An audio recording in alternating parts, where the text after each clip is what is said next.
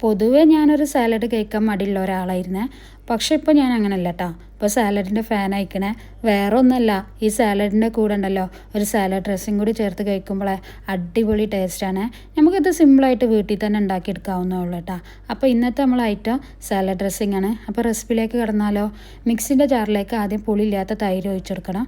പിന്നെ ഇതിലേക്ക് green chilli സോസാണ് കേട്ടോ ഒഴിച്ചെടുക്കേണ്ടത്. ഇതില്ലെങ്കിലേ ഇതിലേക്ക് 2 അല്ലി മിൻറ്റ് ലീഫും എരിവിന് പാകത്തിനുള്ള പച്ചമുളകും ചേർത്ത് കൊടുത്താൽ മതി. പിന്നെ ഇതിലേക്ക് പനീറാട്ടോ ഞാൻ ചേർത്ത് കൊടുത്തിക്കണ്. ഒരു 6 ക്യൂബ് ഇട്ട് കൊടുത്തിക്കണ്. അതേപോലെ 2 അല്ലി വെളുത്തുള്ളിയും ആവശ്യത്തിനുള്ള ഒലിവ് ഓയിലും ഉപ്പും കൂടി ചേർത്തിട്ട് മിക്സിൻ്റെ ജാറിൽ ഇത് പേസ്റ്റ് രൂപത്തിലൊന്ന് അടിച്ചെടുത്തിക്കണേ. അതിനുശേഷം ഇതിലേക്ക് തഹിനി പേസ്റ്റും കൂടി ചേർത്ത് കൊടുക്കണം കേട്ടോ.